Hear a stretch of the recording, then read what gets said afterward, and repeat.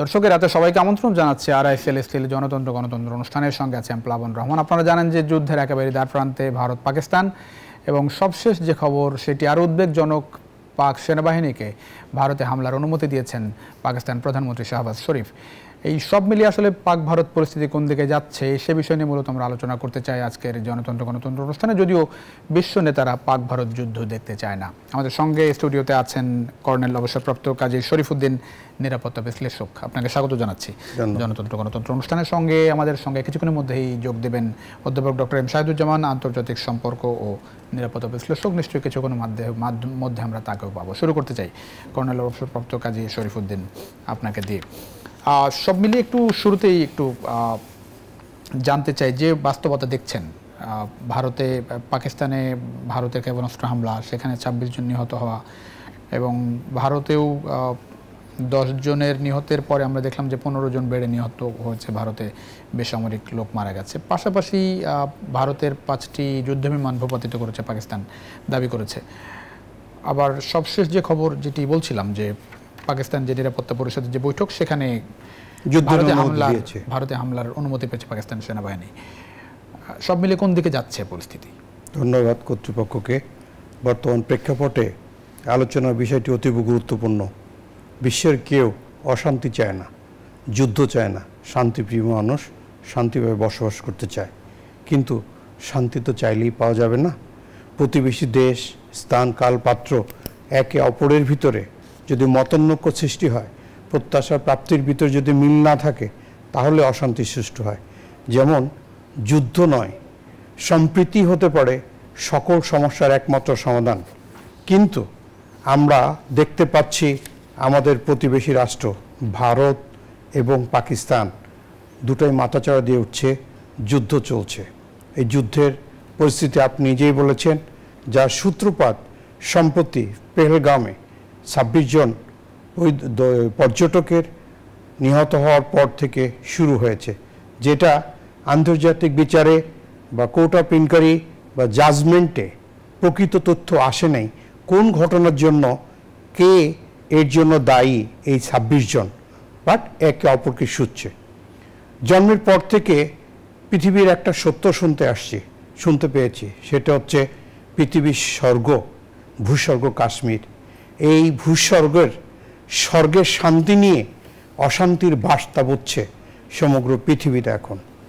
এই কাশ্মীর যখন ভারত উপমহাদেশ থেকে পাক ভারত বিচ্ছিন্ন হয়ে গেল, লর্ড মাউন্টব্যাটেন যখন সেই 15ই আগস্ট 1948 সালে ডিক্লেয়ার দিয়ে গেলেন পাকিস্তান এবং ভারতে, তখনই কিন্তু এই ভূস্বর্গ কাশ্মীরের ব্যাপারটা অমীমাংসিত রয়ে গিয়েছিল।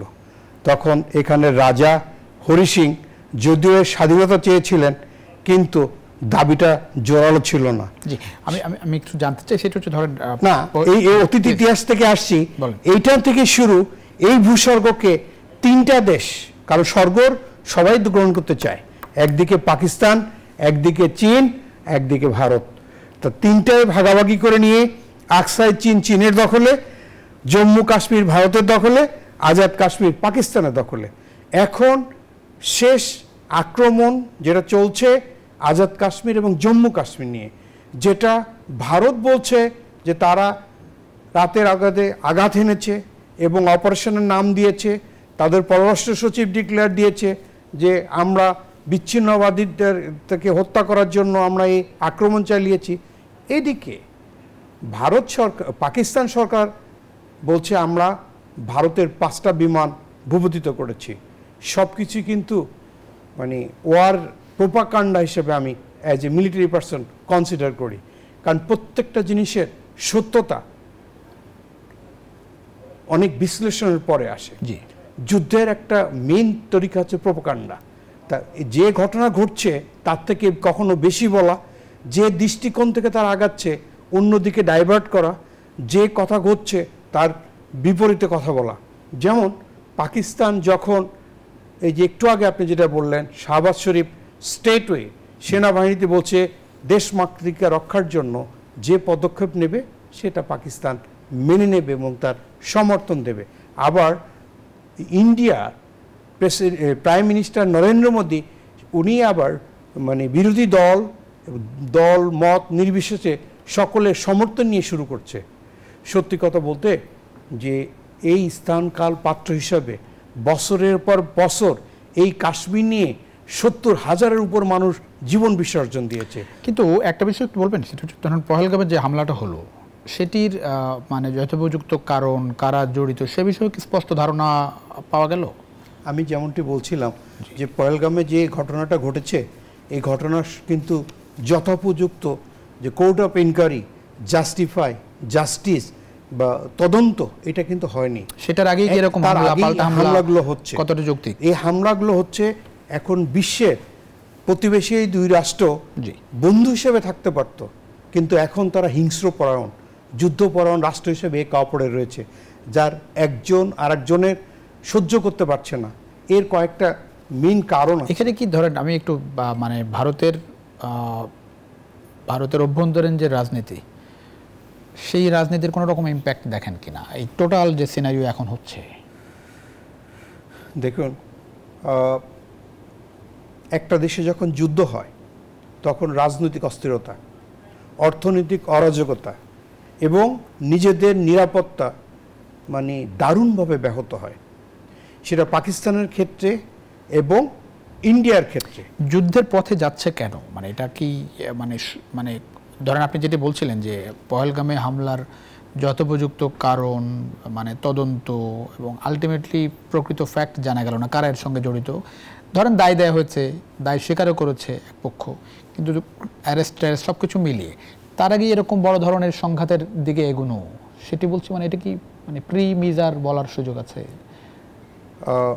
বেসিক্যালি জি,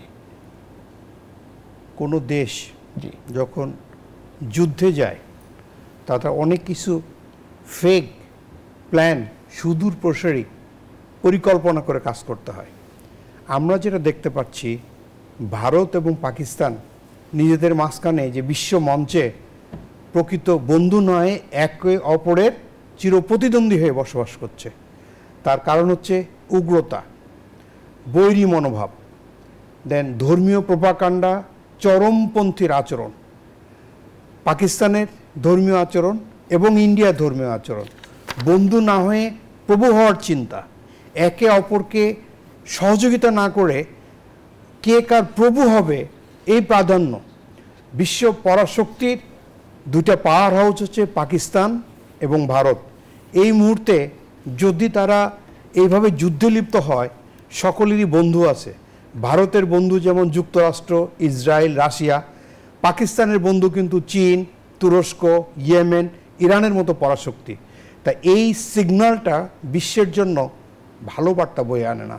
এটা বিশ্বের জন্য তীব্র সংকট, তৃতীয় বিশ্বর একটা আলামত হতে পারে। বাট এইটাই যুদ্ধের পুরোপুরি শুরু, এটা আমরা বলতে পারবো না। আর যুদ্ধর ক্ষেত্রে কখনো বড় দেশ ছোট দেশ বলে কোনো কনসিডারেশন নাই। যেমন আমরা দেখতে পাচ্ছি যে রাশিয়া এবং ইউক্রেন, একটি অনেক বড় রাষ্ট্র আর একটি খুব ছোট রাষ্ট্র, প্রত্যেকে তার নিজ দাবির ক্ষেত্রে যুদ্ধক্ষেত্রে লিপ্ত আছে। এই যুদ্ধতে মেইন ইম্পর্টেন্ট হচ্ছে ডাইম হচ্ছে ডিতে ডিপ্লোম্যাট ইন ওয়ার। যদি ডিপ্লোম্যাট রিলেশনের ভিতরে ব্যত্যয় হয় তাহলে যুদ্ধের পরিস্থিতি হতে পারে। যেমন ভারত একদিনের ভিতরে পাকিস্তানের সমগ্র লোক পাঠিয়ে দিয়েছে, পাকিস্তান আকাশসীমা বন্ধ করছে, ভারত আকাশসীমা বন্ধ করছে। ইনফরমেশনে কিছু ঘাটতি আছে, কখনো সঠিক ইনফরমেশন, কখনো ভেগ ইনফরমেশন, কখনো বেঠিক ইনফরমেশন। দেন মিলিটারি একটা যুদ্ধ যখন হবে, ওই দেশের যে প্রশিক্ষিত সৈন্যবাহিনী বা সেনাবাহিনী অন গ্রাউন্ডে যুদ্ধ করবে, দ্যাট ইজ মিলিটারি। লাস্ট হচ্ছে ইকোনমি। সো ডাইমের মোস্ট ইম্পর্টেন্ট থিং হচ্ছে ইকোনমি। যুদ্ধ যখনই বাঁধবে সেখানে সামাজিক অস্থিরতা, প্রোপাগান্ডার আউটপুট আসবে ইকোনমিক্যাল বেনিফিট সামবডি। এই ইকোনমিক্যাল বেনিফিট স্টেক হোল্ডার কারা? যদি এই দুইটা দেশের যদি পরাশক্তির ভিতরে যুদ্ধ হয়, ইকোনমিক্যাল বেনিফিট কাদের আসবে? এইটা নিয়ে আমাদের বুঝতে হবে কার শক্তি, স্বার্থ, সহযোগিতা কোথায় জড়িত। সেই জায়গাটাই মানে যেটি জানতে চাচ্ছিলাম, ধরেন একটা ঘটনাকে কেন্দ্র করে এরকম হামলা পাল্টার মতো ঘটনা যে ঘটছে, সেখানে কি আপনি যেটি বলছিলেন এটি কি অন্য পক্ষের কোনো রকম ইন্ধন দেখেন, নাকি এটি মানে অনেকে বলছেন যে ভারত আগ বাড়িয়ে একটু আগে ভাগে হামলা করে ফেললো, পাকিস্তানও যেটি বলছে যেটা আগে আসলে হামলা চালিয়েছে, পাকিস্তানও তো আসলে ইনকোয়ারির দাবি তারা করেছিল যে তারা আসলে মানে স্বচ্ছ তদন্তের সহযোগিতা করবে বলেছিল। সব কিছু বাদ দিয়ে হামলা পাল্টা হামলার দিকে এগুলো দুদেশ। দেখুন, বিশ্বের অন্য দেশের যুদ্ধ আর ভারত পাকিস্তান যে এই কাশ্মীর নিয়ে যুদ্ধটা একটু ব্যতিক্রম। যেমনটা আমি বলেছিলাম শুরু থেকে সে রাজা হরি সিংয়ের ব্যাপারটা থেকে এখন এই পরিস্থিতিতে যেটা এসছে, এক ভারত যেটা চাচ্ছে পাকিস্তান সেটা চাচ্ছে না, অথবা ভারত একটা গল্প তৈরি করে তার এজেন্ডাতে বাস্তবায়িত করতে যাচ্ছে, পাকিস্তান তার সুবিধা মতো অবস্থায় যাচ্ছে। তো দুইজনের ভিতরে সেই 1948 সালে প্রথমে জাতিসংঘ মধ্যস্থতা করেছে, দেন 1965 সালে যখন এটা নিয়ে আবার যুদ্ধ হয়েছে তখন ইউকের প্রেসিডেন্ট উইলসন এর মধ্যস্থতা করেছে। তো somewhere something will be there to minimize, neutralize or as a referee to work. তো এই মুহূর্তে সমগ্র বিশ্ববাসীর মোড়ল যারা আছে, যেমন আমেরিকা, ভারত মনে করে তাদের পক্ষের, বাট ডোনাল্ড ট্রাম্প তার ভাষণে বলছে it is a totally shameful act. আবার দুইটা রাষ্ট্রই কিন্তু পারমাণবিক শক্তির অধিকারী। তো এই মহাপরাক্রমশালী দুইটা রাষ্ট্র যখন প্রকৃত যুদ্ধে লিপ্ত শুরু হয়ে গেছে প্রলং করে, তাহলে কিন্তু এখান থেকে প্রতিবেশী রাষ্ট্র এবং বিশ্ববাসী প্রচুর সাফার করবে। এখন যে বাস্তবতার মধ্যে দেখছেন যুদ্ধের যে বাস্তবতা, সেটাতে কি মানে আরও বেশি পাল্টা হামলা আমরা দেখব, প্রাণহানি দেখব, নাকি ধরেন দুই পক্ষ একটু সংযত আচরণ করবে বলে মনে হচ্ছে? Geopolitics that is totally depend on national interest. যেমন পাকিস্তানের কাউন্টার যখন আসছে, প্রধানমন্ত্রী শাহবাজ শরীফ অ্যাজ ওয়েল অ্যাজ সেনাবাহিনীকে পূর্ণ অথরিটি দিয়েছে দেশের স্বার্থর জন্য যে কোনো হামলা করার জন্য তারা পারমিশন দিয়েছে। Same Bharat, prime minister Modi উনি যখন এটা নিয়ে নৌবাহিনী বিমান বাহিনীকে দিক নির্দেশনা প্রদান করছিলেন মিটিংয়ে, তখন কিন্তু এই রাহুল গান্ধী বা আদার পলিটিক্যাল পার্টি যারা অপোনেন্ট তারা কিন্তু সাপোর্ট দিয়েছে। So it doesn't look good, it speaks alarming. এটা দুইটা পরাশক্তির জন্য যদি পূর্ণ স্পিডে এই যুদ্ধ এগিয়ে যায়, তাহলে যে অর্থনৈতিক চলমান গতি, যেমন ইউক্রেন রাশিয়ার যুদ্ধের সময় আমরা যেমন এখানে অর্থনৈতিক প্রবলেমগুলো ফেস করছি, একে অপরের জন্য দায়বদ্ধতা, জিনিসপত্রের ঊর্ধ্বমুখী দাম, তেলের দাম বেড়ে গেছে, ঠিক এমনি করে এটার সাফারার কিন্তু বিশ্ববাসীকে হতে হবে। এই মুহূর্তে আমাদের সকলেই একটু সতর্ক হতে হবে, কেমন করে নিরপেক্ষ এবং শান্তিপূর্ণ অবস্থান যেন সবাই নেয়। চীন স্পষ্ট জানিয়ে দিয়েছে নিরপেক্ষ এবং শান্তিপূর্ণ অবস্থানের জন্য যদি মধ্যস্থতা করার প্রয়োজন হয় সেটাও তারা যে কোনো ভূমিকা পালন করতে প্রস্তুত। কারণ এই একটা অংশ কিন্তু ওয়ান্স আপন এ টাইম চীন ওয়াজ, এই কাশ্মীর নিয়ে যেটা যে আকসাই চীন। বাংলাদেশের যে অবস্থান দেখছেন, বাংলাদেশে তো আসলে যুদ্ধ চায় না, দুই দেশকে সংযত অবস্থায় থাকার কথা বলেছে, আজকে বিবৃতি দিয়েছে পররাষ্ট্র মন্ত্রণালয়ের পক্ষ থেকে। দেখুন, চীন বিবৃতি দিয়েছে, ইউএসএ বিবৃতি দিয়েছে, বাংলাদেশ আমাদের প্রতিবেশী সাউথ এশিয়ান কান্ট্রির ভিতরে আমাদের ওতপ্রোতভাবে ভারতের সাথে সীমান্ত এবং পাকিস্তানের সাথে আমাদের সম্পর্ক রয়েছে, সবার সাথে সুসম্পর্ক রয়েছে। এই মুহূর্তে আমাদের নিরপেক্ষ এবং শান্তিপূর্ণ অবস্থান অবশ্যই বজায় রাখতে হবে। বিরতির সময় হচ্ছে, বিরতির পরে ফিরছি নিশ্চয় আপনার কাছে। দর্শক, ছোট একটা বিরতির সময় হচ্ছে। আরআই সেলেস্টিয়াল জনতন্ত্র গণতন্ত্রে কিছুক্ষণের মধ্যে ফিরছি, আশা করি সঙ্গে পাচ্ছি আপনাদের বিরতির পর। দর্শক, আবারও স্বাগত। আরআই সেলেস্টিয়াল জনতন্ত্র গণতন্ত্রের সঙ্গে আছেন প্লাবন রহমান। আমরা কথা বলছিলাম পাক ভারত যুদ্ধাবস্থা এই বিষয় নিয়ে। আমাদের সঙ্গে আছেন, এর মধ্যে যোগ দিয়েছেন অধ্যাপক ডক্টর এম শাহিদুজ্জামান, আন্তর্জাতিক সম্পর্ক ও নিরাপত্তা বিশ্লেষক। এর আগে ছিলেন আমাদের সঙ্গে কর্নেল অবসরপ্রাপ্ত কাজী শরীফুদ্দিন নিরাপত্তা বিশ্লেষক অধ্যাপক ডক্টর এম সাইদুজ্জামান, স্বাগত জানাচ্ছি জনতন্ত্র কথা। আমরা একটু আলোচনা করছিলাম আসলে আপনার চোখে একটু দেখতে চাই কোন দিকে এগুচ্ছে পাক ভারত যে পরিস্থিতি আসলে এখন পর্যন্ত যুদ্ধে এই ব্রিফ যুদ্ধের গতি প্রকৃতি আমার মনে হয় নিয়ন্ত্রণের মাত্রায় ছাড়িয়ে যায়নি। অর্থাৎ যে আমরা যদি দেখি যে পাকিস্তান আর ভারত কতখানি সম্ভাব্য ক্ষতি সাধন করতে পেরেছে, সেখানে দুই পক্ষের জন্যই আমার মনে হয় যে ফেস সেভিং রিট্রিট যেটাকে আমরা ইংরেজিতে বলি, যে সেইভাবে এটাকে পরিসমাপ্তির পথে নেওয়াটা অসম্ভব নয় এখন।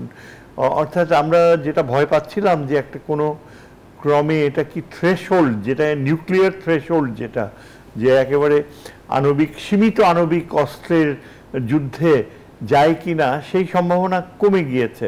এখন ধরেন আমার কাছে মনে হয় ভারত যতখানি ক্ষতি করবার তার নিজস্ব আভ্যন্তরীণ প্রোপাগ্যান্ডা ভ্যালুর জন্য প্রয়োজন মোদির, সেইটুকু ভারত খুবই কার্যকরভাবে অর্জন করেছে।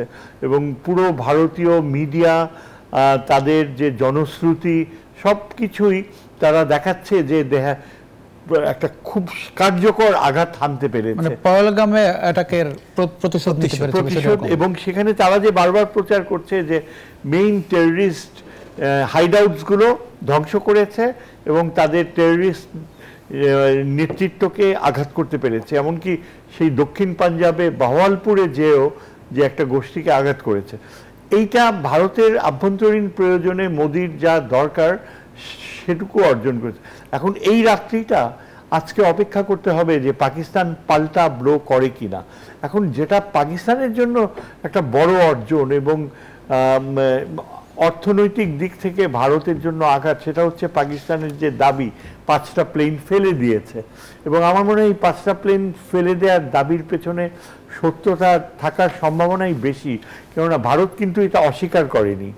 ভারত পুরো বিষয়টাকে ধামাচাপা দিয়ে রেখেছে এবং অত্যন্ত শক্তিশালী প্রোপাগ্যান্ডা করছে যে কী হবে এই সন্ত্রাসী এদেরকে ধ্বংস করা হয়েছে। এবং পাকিস্তানের ভেতরে যারা সামরিক বাহিনীর অত্যন্ত শক্তিশালী কর্মকর্তারা, তারা যদি মনে করে যে এর পরেও আরেকটা আঘাত করতে হবে ভারতের ইন্টেরিয়রে, সেটা নিয়েই ভারত এখন অত্যন্ত উদ্বিগ্ন। এবং আমার মনে হয় আন্তর্জাতিক যে নিয়ন্ত্রণের প্রক্রিয়াটা, তারা বলছে ডিএসকালেশন, ভারতও বলছে ডিএসকালেশন। ইরানের পররাষ্ট্রমন্ত্রী বোধহয় আসবে আগামীকাল।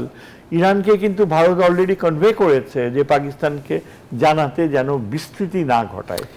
একটু জানাতে চাই, সন্ধ্যা বা বিকালের দিকে আজকে প্রধানমন্ত্রীর সঙ্গে জাতীয় নিরাপত্তা পরিষদের বৈঠক হচ্ছে, সেখানে যে খবরের শিরোনাম হচ্ছে যে ভারতে হামলার অনুমতি দেওয়া হয়েছে, ভারতে হামলার অনুমতি দেওয়া হচ্ছে পাকিস্তান সেনাবাহিনীকে।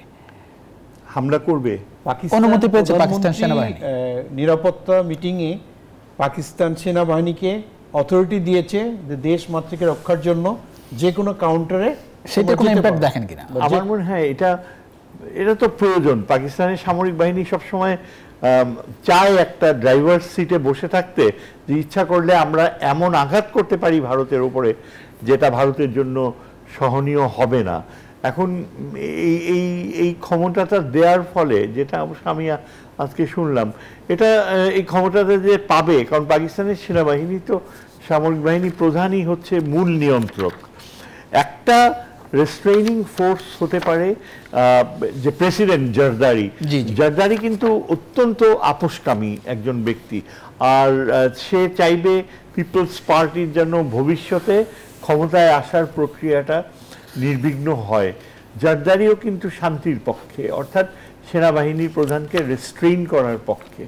এখানে একটা ভয় চায় যে পাঞ্জাবি স্পৃহা সেটা অনেকটা জিঘাংসামূলক হয় কিনা, এবং সেনাবাহিনী প্রধান কি এটা পারবে এটা বোঝাতে যে আমরা যে 5টা বিমান ফেলেছি, that itself is a victory in financial terms. যে ভারত রেফাইল কিনে এটাকে এত প্রদর্শন করছিল, তার ভিতরে যদি 3টা রেফাইল ধ্বংস হয়ে থাকে তাহলে তো এটা ভারতের জন্য একটা প্রচন্ড loss, discredit all over the world.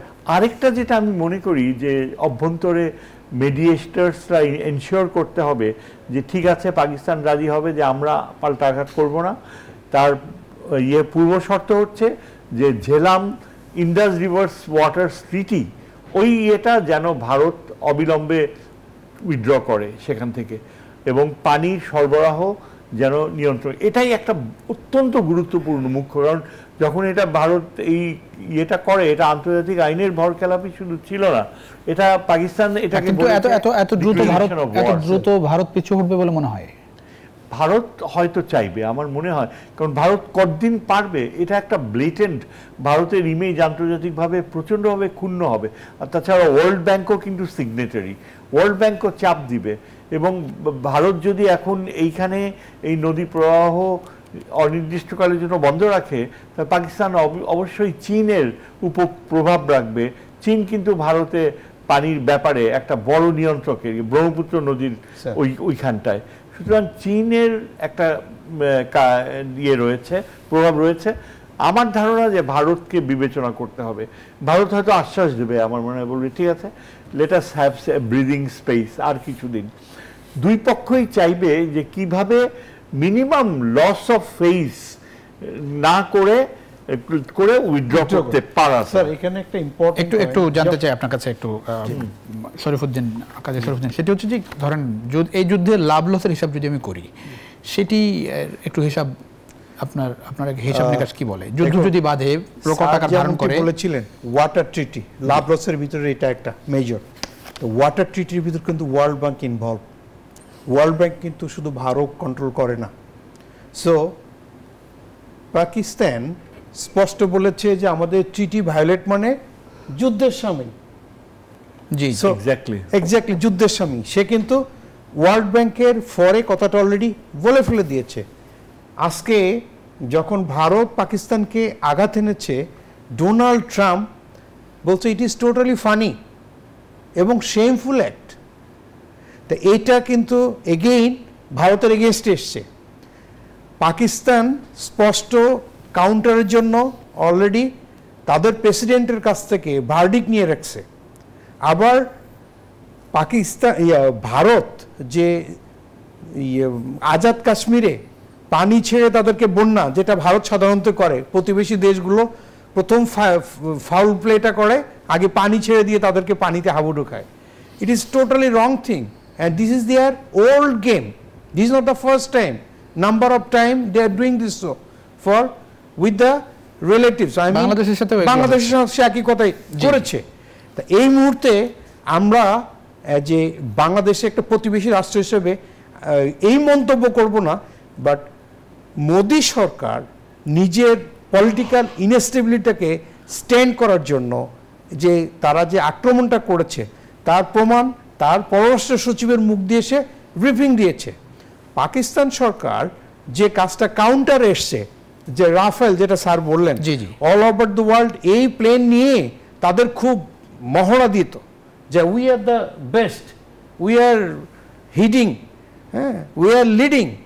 So এইটার তিনটা রাফেল যদি পাকিস্তান সত্যি ফেলে দিয়ে থাকে, একটা মিগ এবং একটি সুখোই 30 যদি ফেলে দিয়ে থাকে, অস্বীকার করার, যেহেতু যুদ্ধের আমি প্রথমে যেটা বলেছিলাম ইট ইজ প্রোপাগান্ডা হতে পারে, বাট অস্বীকার যদি সেটা ভুল বলতো পাকিস্তান, তাহলে প্রেস ব্রিফিংয়ে ইন্ডিয়া কিন্তু এটা জনসম্মুখে তুলে ধরতো, কিন্তু জনসম্মুখে তোলে নাই। So it speaks thing happen exactly right. So it is the win for Pakistan. Again, এই যে পেহেলগামে প্রবলেমের জন্য যে দুই রাষ্ট্রের ভিতরে মানে সম্পর্ক এতটাই মানে বাজে তিক্ততার দিকে যাচ্ছে যে সমগ্র বিশ্ববাসী এটা নিয়ে বিব্রত।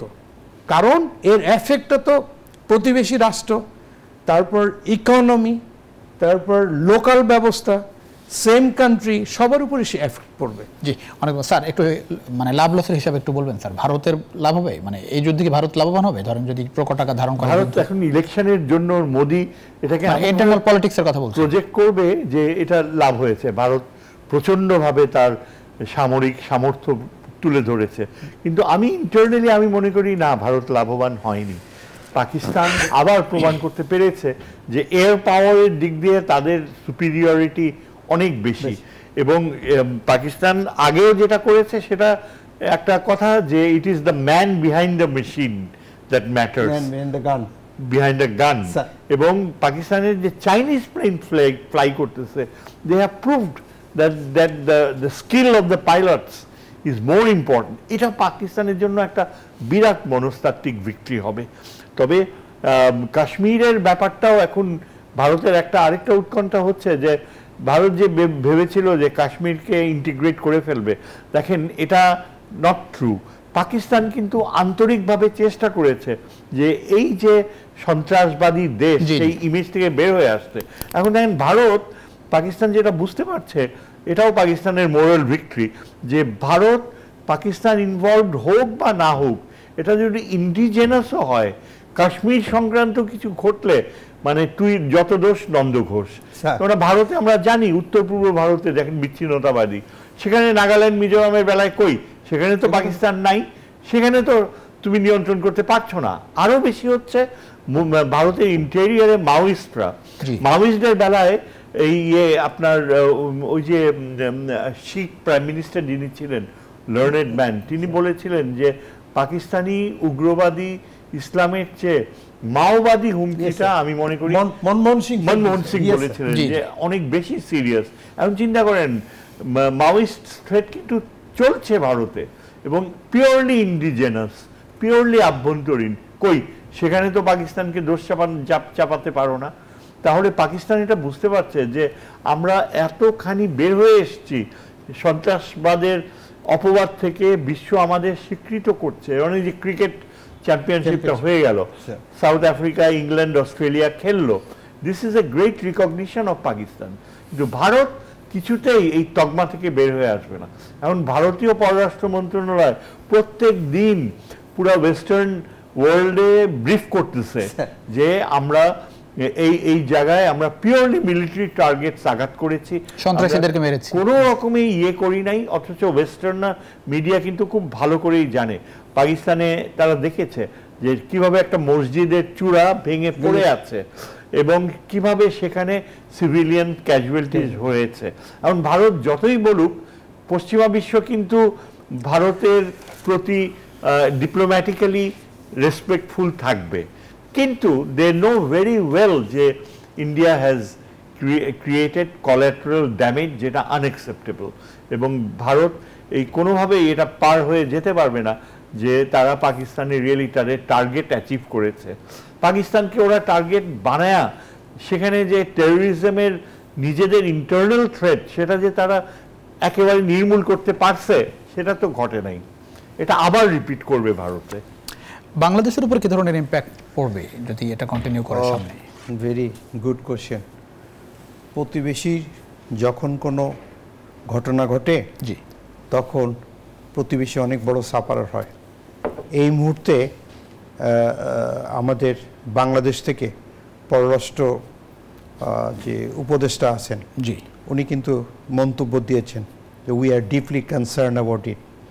যেমন করে ডোনাল্ড ট্রাম্প বলেছে ইট ইজ সেম, যেমন করে চায়না বলেছেন, যেমন জাতিসংঘ বলেছে সবাই ধৈর্য সহনশীলতার পরিচয় দিতে হবে। ঠিক আমাদেরও বলা হয়েছে কূটনৈতিক সম্পর্ক ভারসাম্য বজায় রেখে চলতে হবে। ভারত প্রতিবেশী, পাকিস্তান আমাদের প্রতিবেশী। ভারতের সাথে আমাদের সম্পর্ক আছে, পাকিস্তানের সাথে সম্পর্ক আছে, but this is spade spade. একটা জিনিস সাধারণ একজন জনগণ বলবে, স্যার পেহেলগামে যখন 26 জন মারা গেল, সরাসরি মোদি তার রাজনৈতিক উদ্দেশ্য হাসিলের জন্য দোষ দিল পাকিস্তানকে। ইট ইজ বেটার, পাকিস্তান বলল তোমরা কোর্ট অফ ইনকোয়ারি করো, জাজ করো, will help you, let's see who is the defaulter, who না, এটা না করে তারা ব্লেম গেম শুরু করলো। জি জি। দেন লাস্ট নাইট ফার্স্ট যে অ্যাটাকটা করেছে অপারেশন সিন্দুর নামে, that is attack open by India but countered by Pakistan. Counter যখন দিয়েছে তখন কিন্তু 5টা প্লেন তারা অলরেডি ভূপতিত করেছে এবং তারা বলেছে যে স্যার এই প্লেনের যে পাইলটগুলো তাদের কিন্তু তারা আছে, ইফ ইট ইজ সো, যদি নেগেটিভ হতো তাহলে কিন্তু তারা অস্বীকার করত। এখন আমাদের দেশের কি করা উচিত? আমাদের দেশের প্রথম আমার দৃষ্টিতে যে this is geopolitics, will be deeply concern about our motherland. First, নিরপেক্ষ এবং শান্তিপূর্ণ অবস্থান নিতে হবে। নাম্বার 2, আঞ্চলিক শান্তি বজায় রাখার জন্য উদ্যোগ নিতে হবে। Will help them. যেমন চীন বলছে যে আমরা নেগোসিয়েশনে যদি তোমরা ডাকো আমরা আসবো, হেল্প করতে শিখ, আমারও একই অবস্থা। কিন্তু বাংলাদেশ ধরেন চীন এই বিভিন্ন পক্ষ থেকে যে শান্তির বার্তা আসছে, যুদ্ধ না হওয়ার বার্তা আসছে, এগুলোকে খুব বেশি ম্যাটার করে ভারত পাকিস্তান যুদ্ধের জায়গায়? কিছুটা হচ্ছে কি যে ভারত এবং পাকিস্তান, ভারতের বন্ধুত্বের দৃষ্টিকোণ থেকে প্রথম দিকে আসে যুক্তরাষ্ট্র, ইসরায়েল, রাশিয়া। ইসরায়েল তো অলরেডি বলেই দিয়েছে আমরা ভারতের পাশে আছি।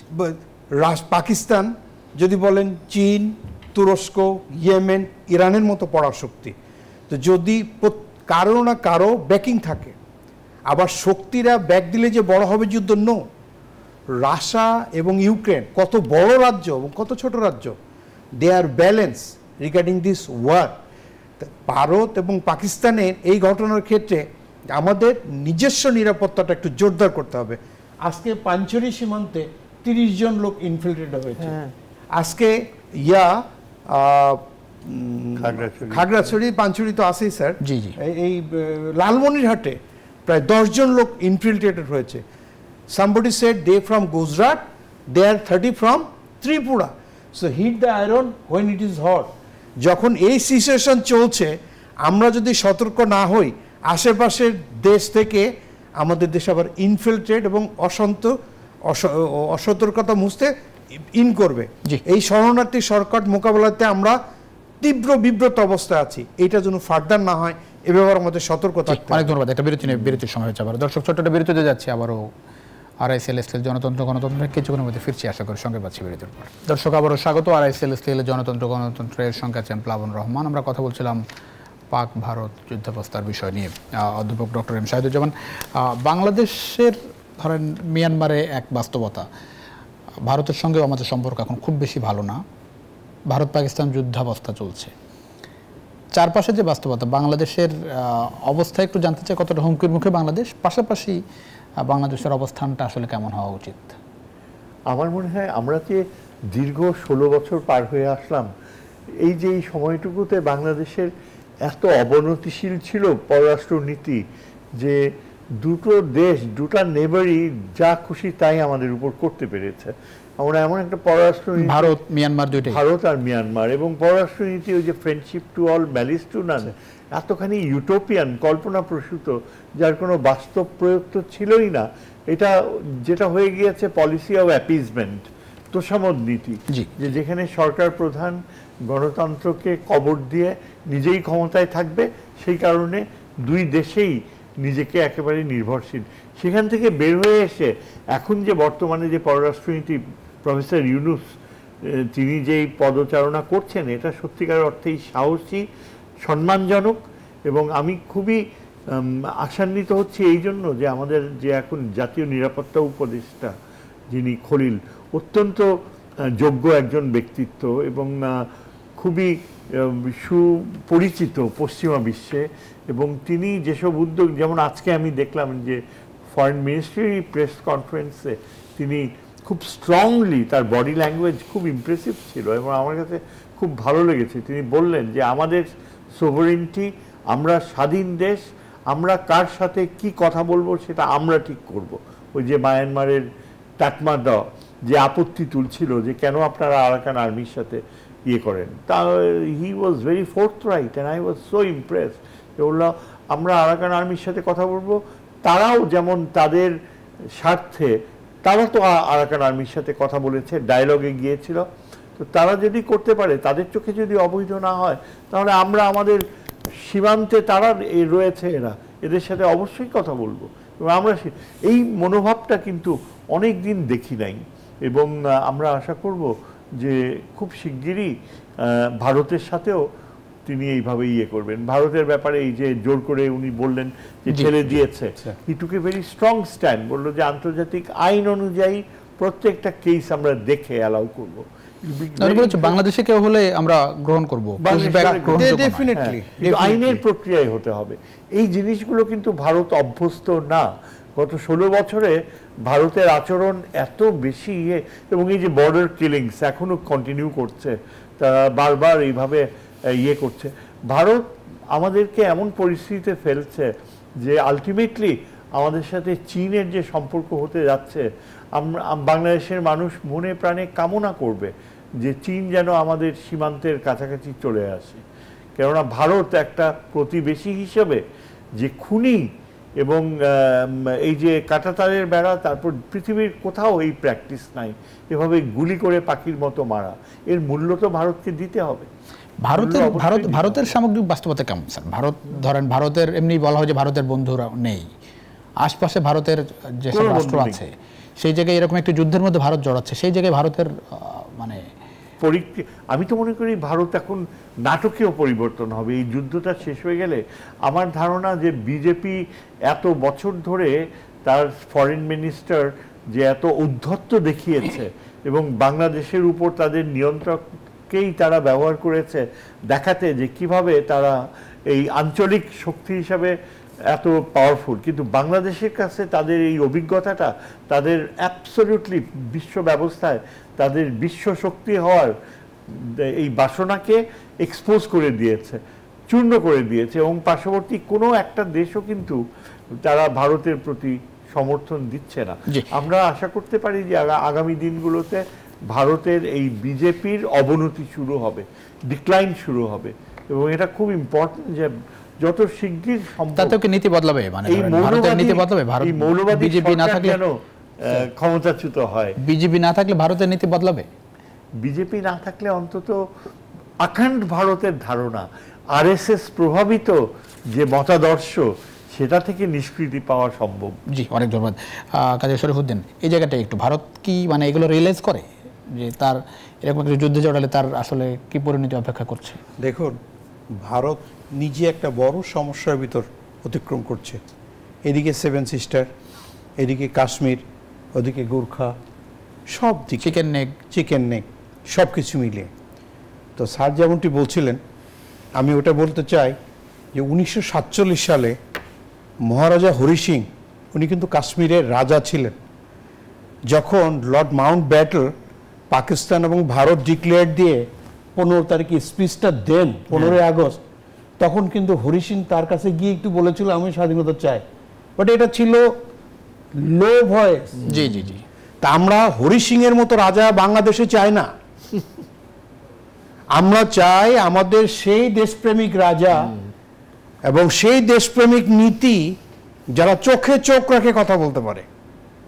আমরা কূটনৈতিক সম্পর্ক চাই ভারসাম্য, কারো দাসত্ব আমরা এখানে করতে চাই না, কাউকে প্রভুত্ব করার চাই না। যেমন শুরুতে আমি বলেছিলাম যে আজকে ভারত কাশ্মীরের এই প্রবলেম নিয়ে ভারত পাকিস্তানের ভিতরে কারণ হচ্ছে মেইন হচ্ছে 4টি স্যার।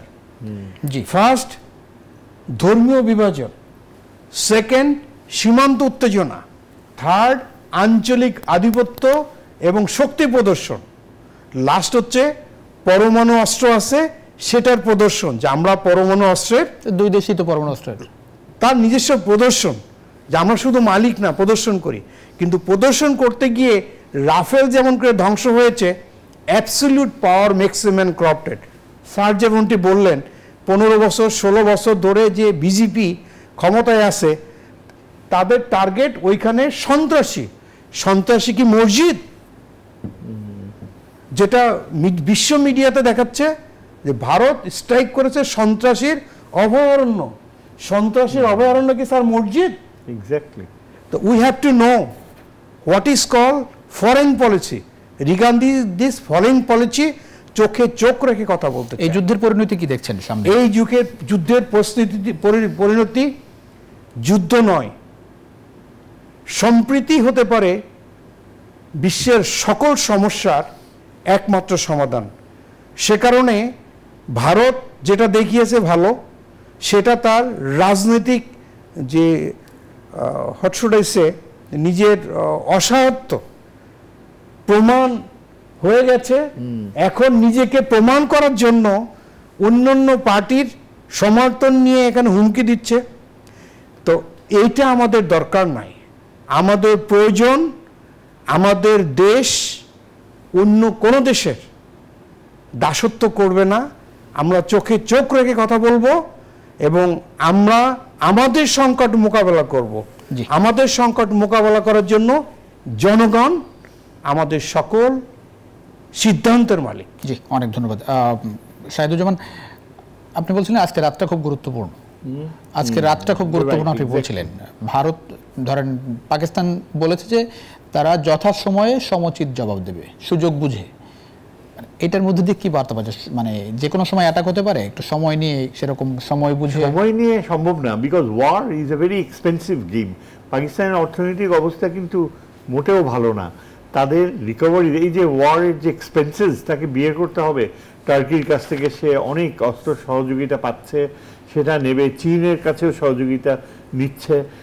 এরপর পাকিস্তানেরও এটা স্বার্থ যে পুরো বিষয়টা আভ্যন্তরীণ ক্ষেত্রে এবং স্পেশালি তার সামরিক বাহিনীর ক্ষেত্রে একটা সম্মানজনক রিট্রিটে যাওয়া, হ্যাঁ, এবং সেখানে ভারতকে সহযোগিতা করতে হবে। এখনকার বিশ্ব ব্যবস্থায় কিন্তু যুদ্ধ করাটা হচ্ছে মারাত্মক একটা ক্ষতিকর প্রবণতা। কোনো দেশই চায় না যুদ্ধ করতে। যুদ্ধের ভয় দেখাবে ঠিকই, কেননা ওয়ার ইজ ভেরি এক্সপেন্সিভ। অর্থনৈতিক উন্নতিকে বাধাগ্রস্ত করে, অনেক বছর পিছিয়ে দেয়। এবং সেই কারণে ভারত পাকিস্তানকে সহযোগিতা করবে। মানে ওই যে আমেরিকান ফিলোসফি যে আমি উইথড্র করব, কিন্তু আমি যে পরাজিত হয়েছি সেরকম যেন চিন্তাধারা আমার দেশের মানুষ মনে না করে। দুই দেশের জন্যই ফেস সেভিং উইথড্রয়াল। আমার তো মনে হয় যে আগামী এই রাতটা পার হয়ে গেলে কালকে হয়তো আমরা আশা করতে পারি যে পাকিস্তান হয়তো কিছুটা স্টেটমেন্ট আসবে তার সেনাবাহিনী প্রধানের কাছ থেকে যে আমাদের অবজেক্টিভ অ্যাচিভড হয়েছে। খুব বেশি হলে আমার মনে হয় ভারত, কারণ দে আর ইন টাচ। জি, অনেক ধন্যবাদ দিতে হচ্ছে দুজনকে এই রাতে মূল্যবান সময় দেওয়ার জন্য। দর্শক, এই ছিল আজকের জনতন্ত্র গণতন্ত্র। আমরা আশা করি যে দুই দেশ উপলব্ধি করে আসলে যুদ্ধ সমাধান নয়, শান্তির পথে যাবে দুই দেশ। অনেক ধন্যবাদ দর্শক আমাদের সঙ্গে থাকার জন্য।